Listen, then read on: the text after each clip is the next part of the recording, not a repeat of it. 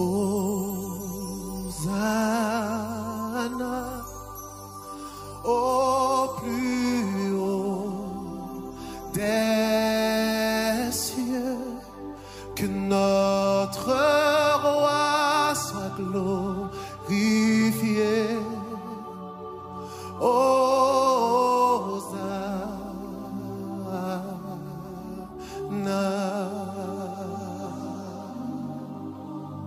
Je vais vous imprégner ce chant-là, c'est simple. Hosanna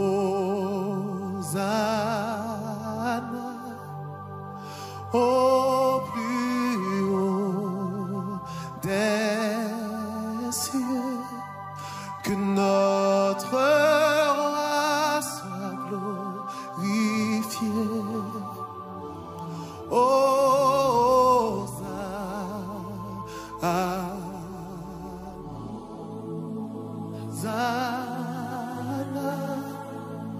Au plus haut des cieux, que notre roi soit glorifié.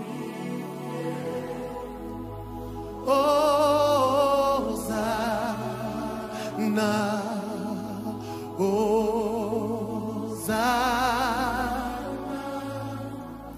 au plus haut des cieux, que notre roi soit glorifié. Hosanna,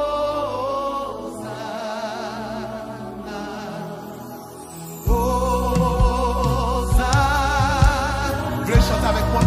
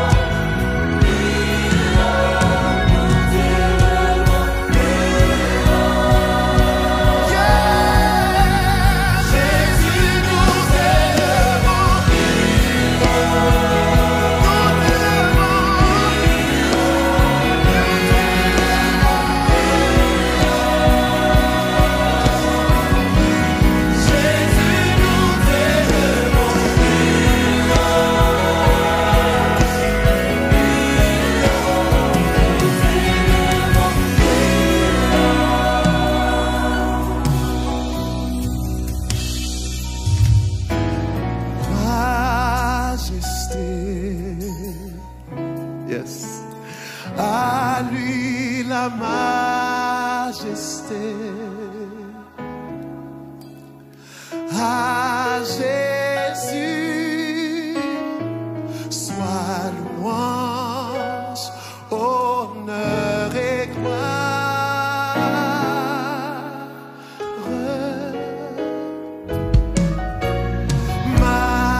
Majesté,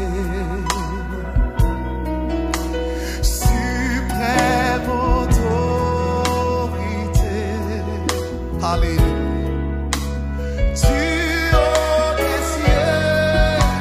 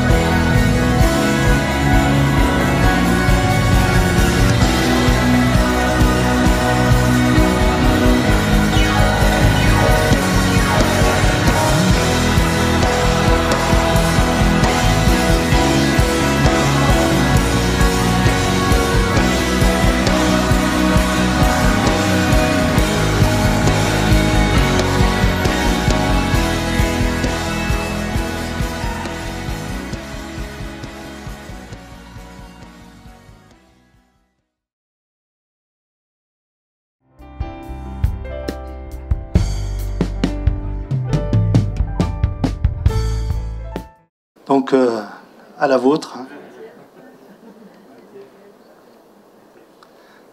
Ça fait du bien, hein.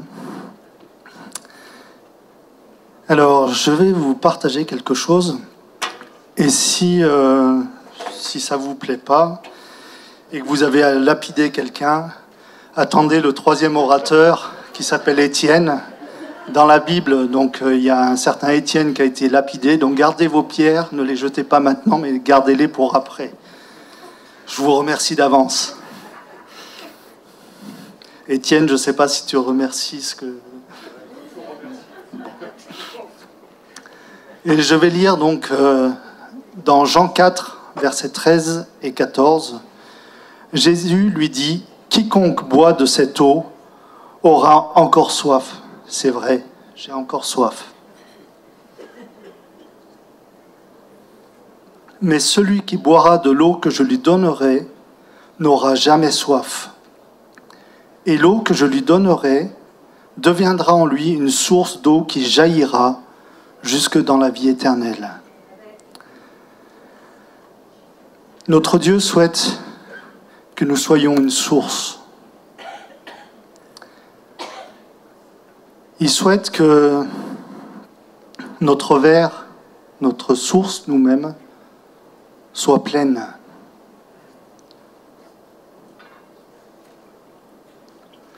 Pleine de lui. Il souhaite qu'on soit plein de lui pour pouvoir donner aux autres.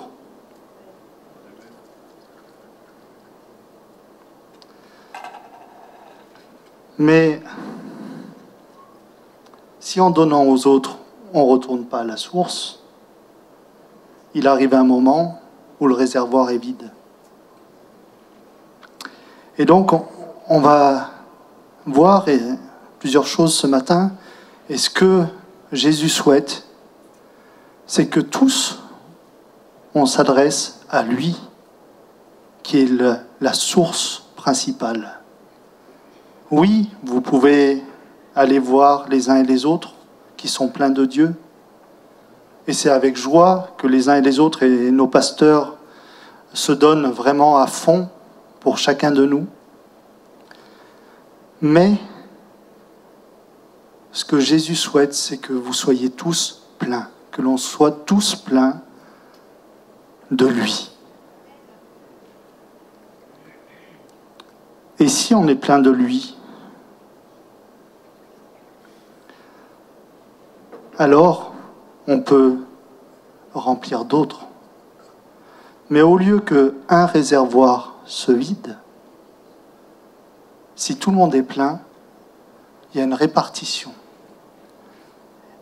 Et cette répartition est plus pour les personnes qui ne connaissent pas Dieu. Nous qui avons fait une rencontre avec notre Dieu, qui l'avons accepté, notre devoir est d'être plein de lui. De ne pas sans arrêt pomper sur les uns et les autres, mais d'être nous aussi une source qui jaillisse. Je me rappelle, il y a quelques années, mes parents donc, avaient une maison en Ardèche et on était allés avec certains de l'église. Il n'y avait pas l'eau potable, il y avait juste un lavoir à l'extérieur. Donc ça, c'était avant, quand on y allait, il y avait déjà l'eau potable, heureusement. Mais à l'époque, il y avait juste le lavoir quand j'étais petit, avec l'eau de source qui coulait. Une eau limpide, une eau bonne à boire. Donc je me souviens, et là je ne sais pas qui en est la source, il y avait eu une préparation de pizza. Et puis quelqu'un avait commencé à prendre de la farine et à jeter un peu sur quelqu'un d'autre. Donc je crois bien que la source, c'est quelqu'un qui joue de la batterie dans cette église.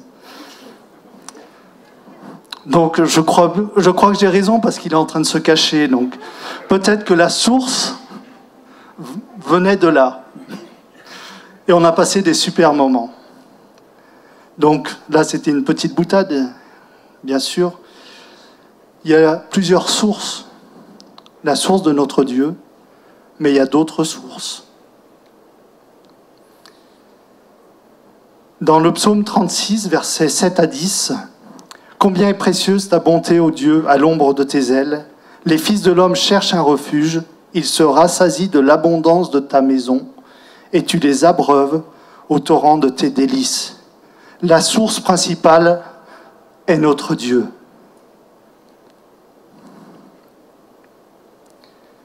Car auprès de toi est la source de la vie. Par ta lumière, nous voyons la lumière, étend ta bonté sur ceux qui te connaissent. Donc, tous ceux qui le connaissent, allons à la source, toute la semaine, dans tout ce que nous faisons, dans toutes nos décisions, allons à la source. Et ta justice, étend ta bonté sur ceux qui te connaissent, et ta justice sur ceux qui ont le cœur droit. Dans le psaume 84, versets 4 à 12, « Heureux ceux qui habitent ta maison, venons dans la maison de l'Éternel. » Il y a eu hier toute une journée de prière, on en a parlé déjà. J'espère que vous étiez tous présents, ou que la prochaine fois, si vous avez eu un empêchement, vous serez présents. Ils peuvent te célébrer encore. Heureux ceux qui placent en toi leur abri. Plaçons en lui, en toi leur appui. Ils trouvent dans le cœur des chemins tout tracés. Je parlais tout à l'heure, quelles que soient nos décisions, nos choix, tournons-nous vers Dieu. Cherchons pas par nous-mêmes. Lorsqu'ils traversent la vallée de Baca, donc la vallée de Baca, j'ai trouvé deux significations. La vallée des larmes et les lamentations. La vie n'est pas toujours facile. Il y a des moments où on passe par des épreuves, par des moments peut-être de larmes ou de lamentations. Là, ne lâchons pas la main de Dieu. Soyons connectés à la source. Pourquoi ? On va le lire par la suite. Parce que même quand on est dans cette vallée de Baca, il la transforme en un lieu plein de sources. Ce temps que tu vis difficile, c'est un temps court. Les sources vont jaillir de nouveau, vont jaillir de toi. Et la pluie la couvre aussi de bénédiction. S'il n'y a pas de pluie, la source est vide.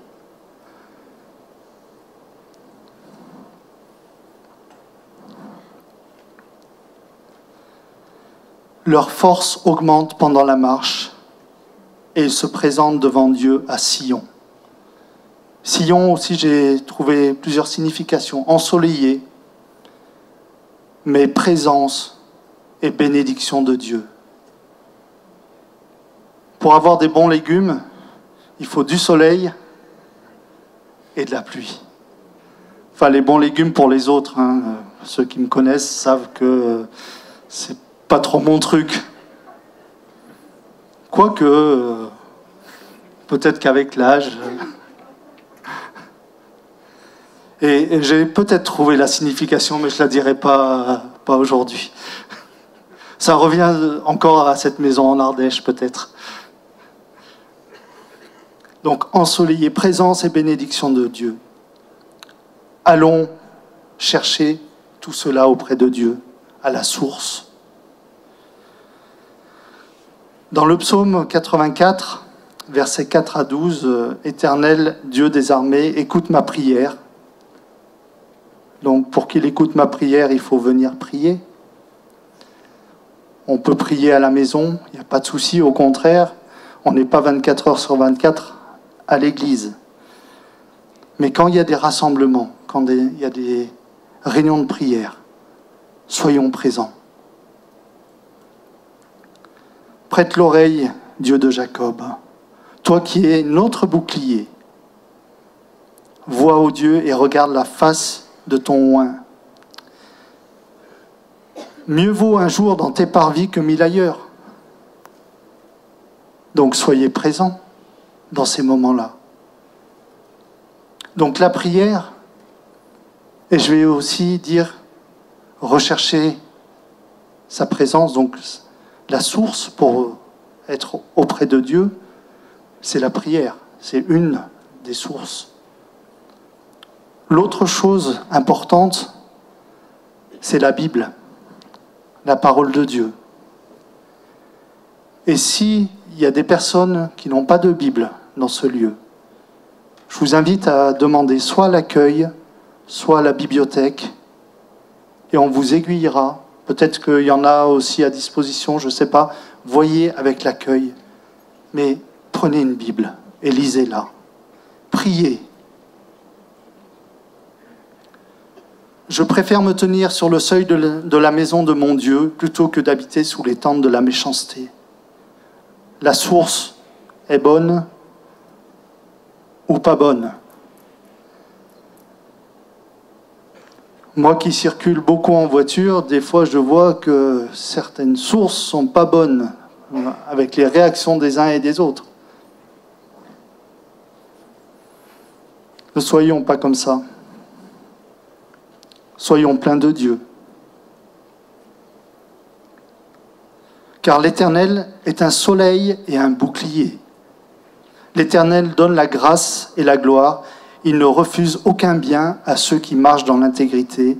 Éternel des armées, heureux l'homme et la femme qui se confient en toi.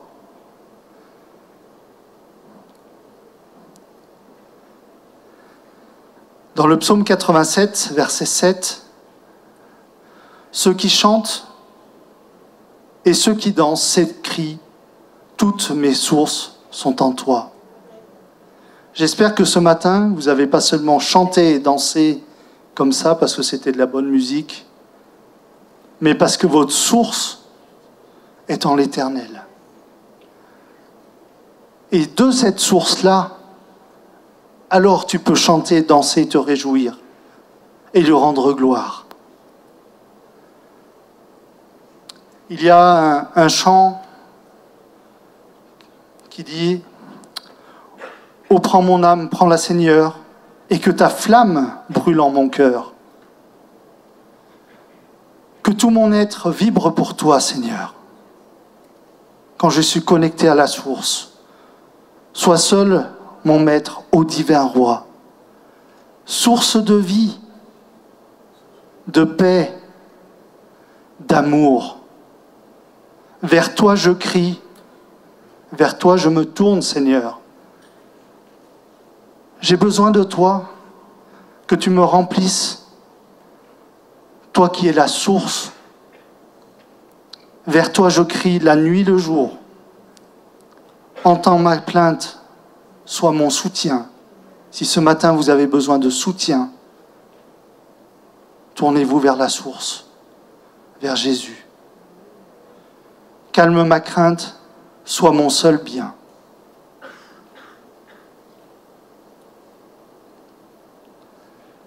Dans Joël 2, verset 23, « Et vous, enfants de Sion, soyez dans l'allégresse et réjouissez-vous en l'Éternel. » Là, on peut chanter, on peut danser, on peut crier à lui. Réjouissez-vous en l'Éternel, votre Dieu, car il vous donnera la pluie en son temps. Il vous enverra la pluie de la première et de l'arrière-saison comme autrefois. Il faut de la pluie pour remplir la source que l'on doit être. Les airs se rempliront de blé et les cuves regorgeront de mou et d'huile. Encore du blé, encore de la farine, Raph? On n'a pas fini les batailles de farine alors. Hein.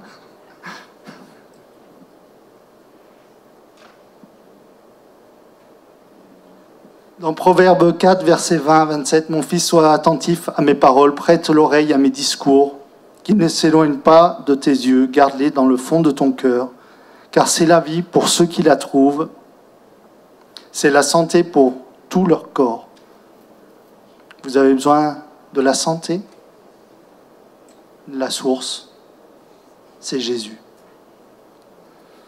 Garde ton cœur plus que toute autre chose. Tout à l'heure, j'ai dit dans la circulation ou dans d'autres choses. Des fois, ce n'est pas évident. Cette semaine, j'avais prévu de prendre du temps pour travailler ce message. Au moment où j'ai dit « Ok, je vais prendre du temps, je vais arrêter mon travail », je reçois un mail injuste par rapport à ce qui était dit. Et ça faisait 2 jours que je me battais, alors que ce n'était pas à moi à prendre en charge ce travail-là, que je me battais pour que ce travail-là soit accompli. Et je reçois un mail, tout le contraire, pas des remerciements, bien au contraire. Et j'ai dû retravailler tout plein de choses. Mais quelle a été ma réaction? Je vous avoue, j'ai un peu avalé ma salive. Mais après, j'ai commencé à écrire et je crois que c'est la petite voix que j'entendais. Non. Ce que tu écris est peut-être juste, mais attention, quelle est ta source? Donc j'efface, je réécris. Non. Là non plus. Tu as peut-être raison, mais non. Formule différemment. Donc je crois que Dieu m'a aidé à préparer ce message par cette petite chose très désagréable. Et des fois, il nous arrive des choses qui ne sont pas très agréables dans la vie, mais vraiment que cela nous serve de leçon. Prenons un temps de recul. Ne répondons pas tout de suite par mail ou ne réagissons pas tout de suite, mais prenons le temps de regarder en haut. Donc il y avait un autre verset, mais je vais laisser la place à Étienne. Je vais juste terminer. Dans Ésaïe 58, verset 11, « L'Éternel sera toujours ton guide. Il rassasiera ton âme dans les lieux arides. » Les temps que tu traverses de désert, Dieu est là. Dieu te cherche. Dieu souhaite que tu t'adresses à lui, que tu te tournes vers lui. Alors il rassasiera ton âme dans les lieux arides et il redonnera de la vigueur à tes membres. Tu seras comme un jardin arrosé, comme une source dont les eaux ne tarissent pas.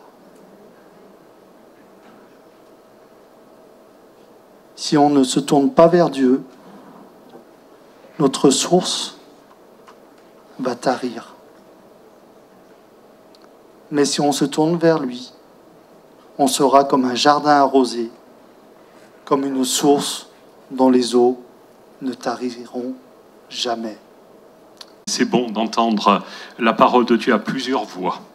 On n'est pas seul et unique sur la surface de la terre, mais Dieu nous a créés pour être multiples, mais en même temps pluriels. Et c'est ça qui est une bénédiction. Ce matin, j'ai un texte, on va l'afficher, ça sera le psaume 132.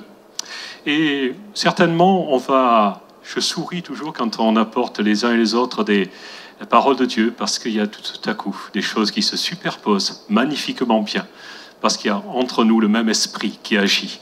Et je voudrais qu'on lise dans ce psaume 132, qui est, je le présente déjà, c'est ce qu'on appelle un cantique des degrés. Et c'était un psaume au nombre de 15 psaumes et qui était chanté par les pèlerins qui se rendaient à Jérusalem pour adorer leur Dieu. Ce psaume est le dernier de ces psaumes des degrés. Donc quand on parle du dernier, c'est un peu la perfection. Et je ne veux pas du tout parler en termes de moi-même qui intervient le dernier des 3. N'y voyez surtout pas de rapprochement malencontreux. Donc je vous propose de lire ces 5 premiers versets Éternel, souviens-toi de David, de toutes ses peines. Il fit ce serment à l'Éternel, ce vœu au puissant de Jacob. Je n'entrerai pas dans la tente où j'habite, je ne monterai pas sur le lit où je me couche, je ne donnerai ni sommeil à mes yeux, ni assoupissement à les paupières, jusqu'à ce que j'ai trouvé un lieu pour l'Éternel, une demeure pour le puissant de Jacob. Lorsqu'on parle de David, et David c'était un homme qui aimait la présence de Dieu. Et Frédéric, Patrick ont parlé de cette journée d'hier, et vraiment je rajoute un petit peu ma touche de publicité. La prochaine fois, ne manquez pas cette journée. Nous avons vécu des temps particuliers et Dieu est grand. Et David était un homme qui, dans sa vie, a accompli beaucoup de choses.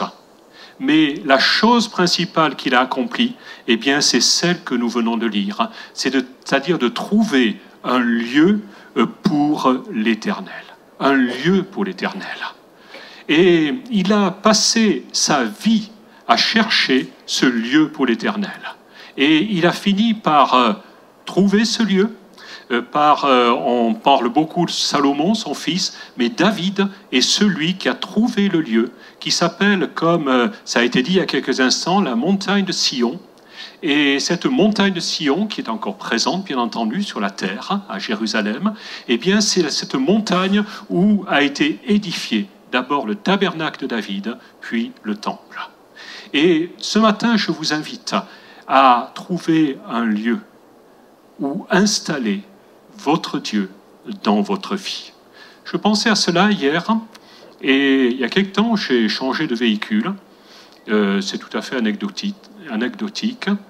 Mais à un certain moment, j'ai réalisé que certaines fois, eh bien, je ne vais pas parler du véhicule, ni de la marque, ni quoi que ce soit, mais c'était, vous savez, dans une voiture, on a du temps de libre qu'on peut occuper à différentes choses, à écouter sa radio, à écouter sa musique, ou à rester dans le silence, ou à rester dans la présence de Dieu.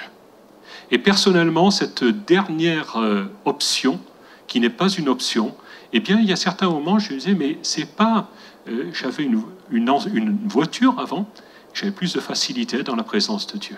C'est drôle, cette chose-là. Et je dis, je vais comme... ne voyez pas ça comme un mysticisme quelconque, mais consacrer ce véhicule à la présence de Dieu. Que ce soit ma chapelle, en quelque sorte, lorsque je ne suis pas dans cette chapelle ici. Que chez moi, c'est également cette chapelle où je rencontre mon Dieu. Ayez le lieu où vous êtes. Je vais être extrêmement trivial. Même si vous êtes assis sur les toilettes, vous pouvez consacrer ce lieu pour la présence de Dieu. Et ça, sachez que même là, dans votre intimité, le Seigneur vous voit. Et ça peut être également une magnifique chapelle. Je vous invite à ne pas y passer toute la matinée non plus. Hein, c'est pas utile tout le temps. Hein. Et je crois que c'est important, cela. Et vous savez, quelquefois, on dit certaines choses. Je reprends ce gobelet, il n'y a pas d'eau dedans, c'est pas ça qui est important. Mais on va dire, vous savez, dans quelques scénettes parfois, ceci est un meuble de cuisine. Hein? On baptise cela un meuble de cuisine. Mais ce lieu, eh bien, ce lieu est la présence de Dieu. Et le lieu de la présence de Dieu. Trouvez un lieu pour la présence de Dieu, jour après jour, minute après minute. Et David va continuer en allant un petit peu plus loin, au verset 8 de ce même psaume. Il va dire la chose suivante. « Lève-toi, Éternel, viens à ton lieu de repos, toi et ton arche imposante. » David n'a pas eu que des facilités pour amener l'arche de Dieu sur le mont Sion. Ça n'a pas été de tout repos. Il y a perdu des amis. Il a bataillé. Il l'a acheté même, à prix d'argent. Et ce lieu de repos, maintenant il est question du lieu de repos pour Dieu. C'est ce lieu où il est possible de poser ses pieds, où Dieu peut poser ses pieds et venir se reposer. Savez-vous que Dieu a besoin de se reposer? Et il cherche un lieu de repos. David lui a trouvé ce lieu de repos sur le mont Sion. Mais je ne suis pas obligé tous les jours d'aller sur le mont Sion. J'aimerais beaucoup y aller, mais ce n'est pas obligatoire. Par contre, je peux aller sur le lieu que Dieu a préparé. Viens à ton lieu de repos, Seigneur, toi et ton arche imposante. Avec cette arche, nous savons que David avait eu un problème. Il avait cru bon de l'amener jusqu'à cette colline de Moria, qui est le mont Sion, et il avait perdu là un homme, parce qu'il n'avait pas fait les choses dans la règle qu'il devait les faire. Et à ce moment-là, David va pouvoir dire, viens à ton lieu de repos, toi et ton arche imposante.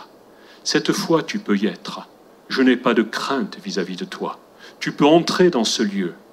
Est-ce que vous avez une certaine crainte, une certaine peur parfois de la présence de Dieu, de la sainteté de Dieu? Dieu veut vous racheter de cette peur pour garder toute la révérence que vous pouvez avoir pour sa présence et pour sa sainteté. David en avait fini avec cette crainte. Il était respectueux de Dieu, il avait la crainte de Dieu, mais pas une crainte qui le paralysait de peur, au point qu'il avait laissé l'arche de Dieu de côté pendant plusieurs années et qu'il ne l'avait pas amené jusqu'à la place où ce jour-là, il l'a amené. Il était comme cette arche de Dieu avait une utilité parmi le peuple.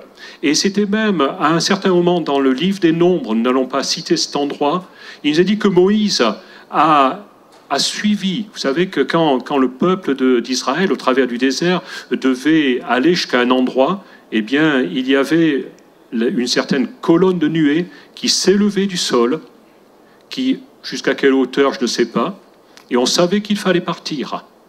Et quelque temps après, cette colonne de nuée, ou colonne de feu, c'était la nuit, eh bien, elle redescendait.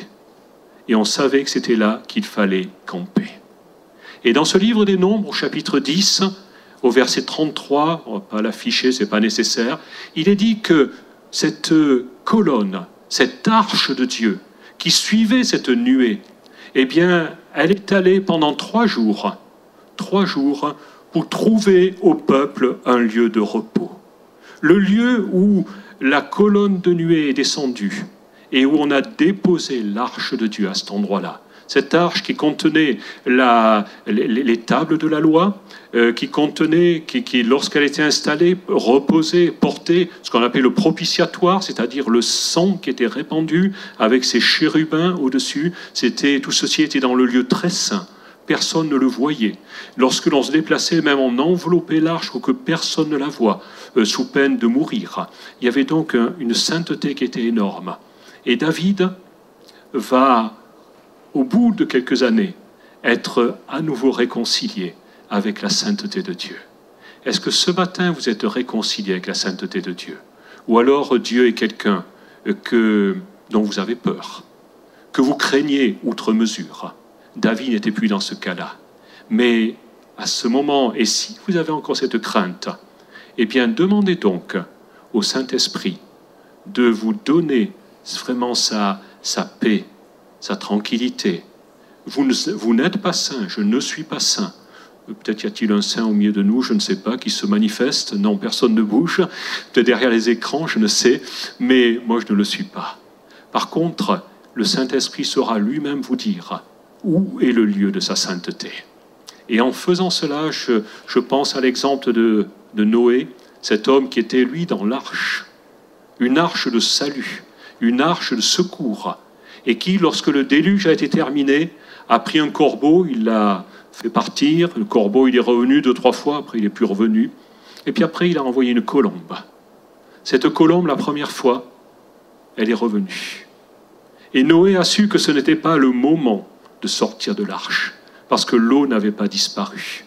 Il l'a renvoyée une 2e fois, il est revenu avec une feuille d'olivier. La 3e fois, elle n'est pas revenue.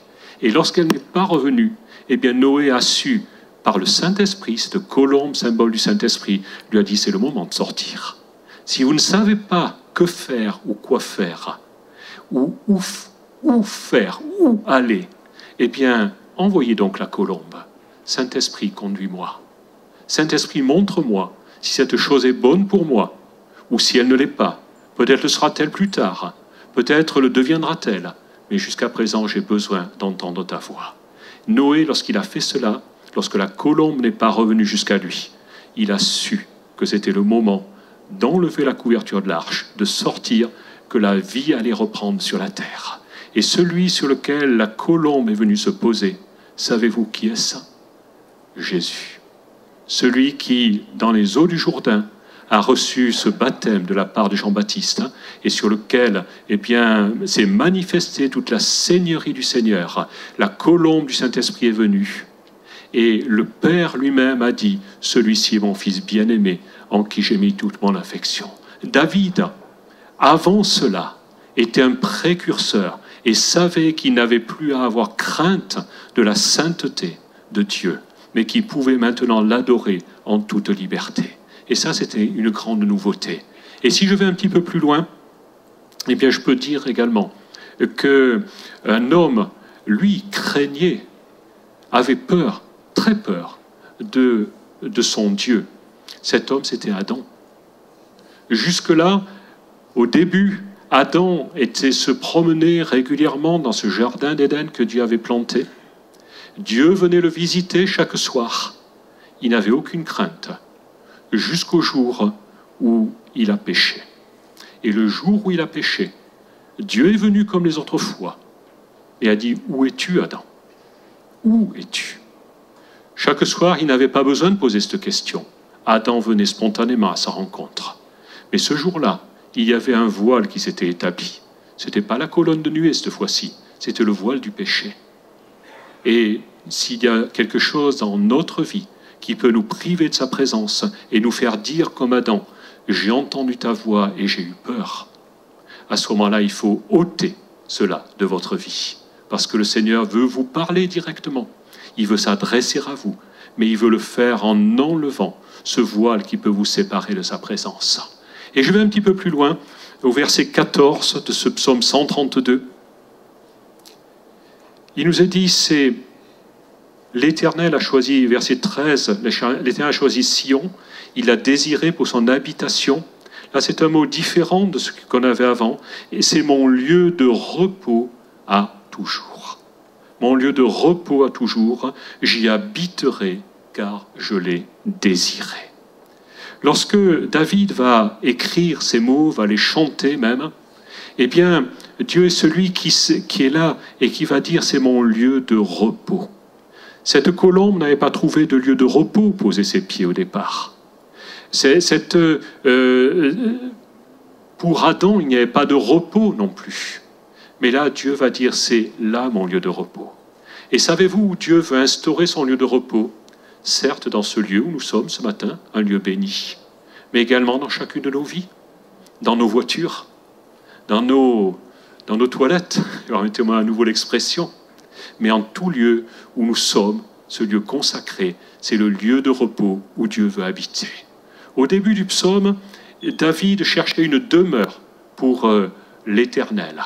Le mot qui est à l'origine, c'est le Mishkan, c'est un mot qui est la tente où Dieu habite, la tente où Dieu fait sa demeure. Et c'est le lieu de Dieu avant toute chose. C'est le lieu de la rencontre avec Dieu. Et là, dans ce lieu, il l'a désiré pour son habitation. Maintenant, c'est un autre mot que certains, ça dira quelque chose à certains, c'est le moshav. Et c'est-à-dire un lieu qui ressemble à un kibbutz, si vous voulez. C'est avec un règlement intérieur un petit peu différent, mais c'est surtout un lieu familial. C'est un lieu de famille. Dieu veut habiter au milieu de son peuple, comme un père habite au milieu de ses enfants. C'est là qu'est son lieu de repos.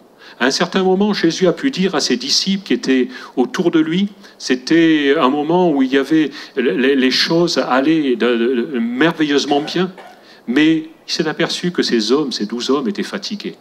Il a dit, reposez-vous, venez à l'écart, venez vous reposer.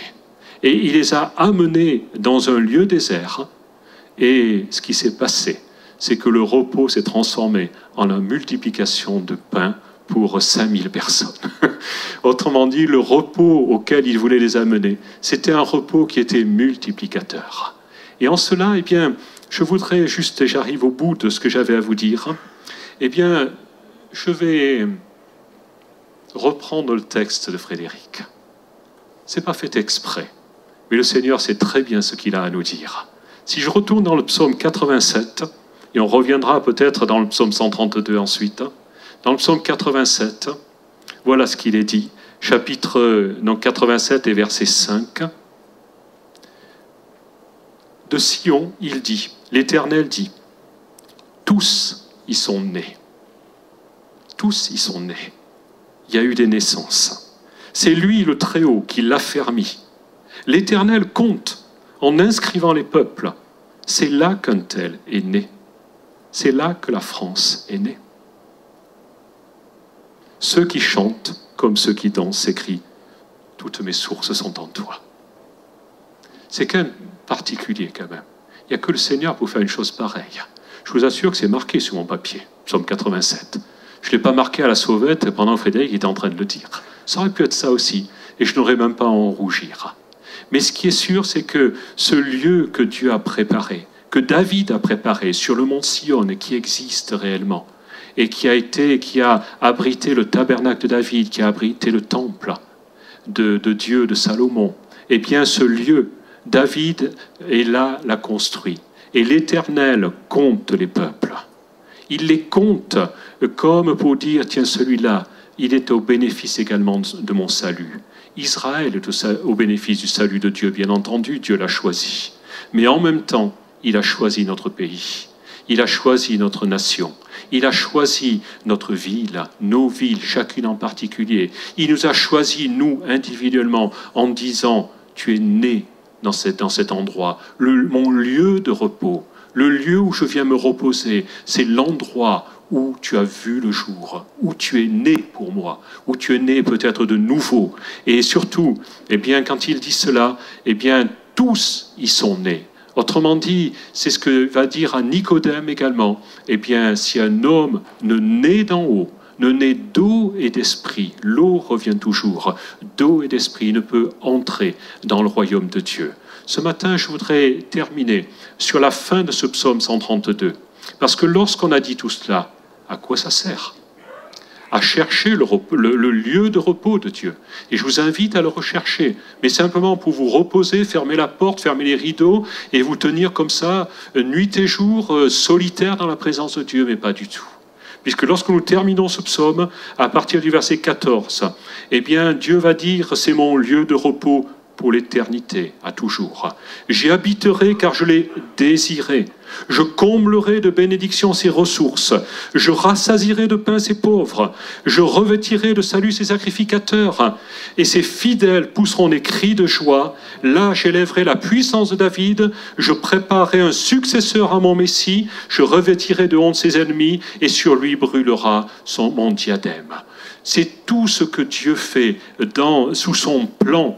C'est de rassasier le pauvre. C'est de purifier le sacrificateur. Tout à l'heure, Grâce nous a parlé de ce vêtement dont le sacrificateur était revêtu et qui était souillé. Et il avait servi ce vêtement. C'est pas qu'il allait se rouler dans la farine ou dans la boue. C'était pas cela. C'est qu'il avait souillé son vêtement. Le sang avait jailli et l'adversaire était là pour l'accuser. Mais à ce moment-là, cet homme a été revêtu de vêtements nouveaux. Il a été revêtu d'un turban. Ce matin, c'est pour nous, c'est pour vous, peut-être pour le pauvre ce matin, pour celui que Dieu a appelé au travers des dons de l'Esprit que Dieu nous a donnés. Ce matin, plusieurs ont été appelés, j'en ai vu qui pleuraient ce matin, mais ce n'étaient pas des pleurs de crocodile, c'était des pleurs de repentance. Que Dieu vous bénisse ce matin. Que ce matin, nous puissions dire, eh bien, je suis né dans le lieu de repos de mon Dieu.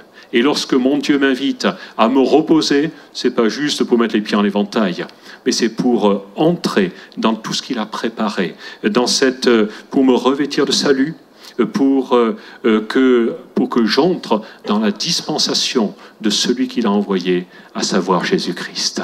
Ce matin, soyez bénis. Vraiment, ce culte va se terminer maintenant. Nous allons prendre congé des internautes. Je vous souhaite à tous et à toutes une bonne journée. Et vraiment, que Dieu vous bénisse en abondance. Et dès qu'il est possible, vous internautes, rejoignez-nous dans ce lieu de repos aussi. Je vous assure qu'il y fait bon vivre. À très bientôt. Au revoir et que Dieu vous bénisse.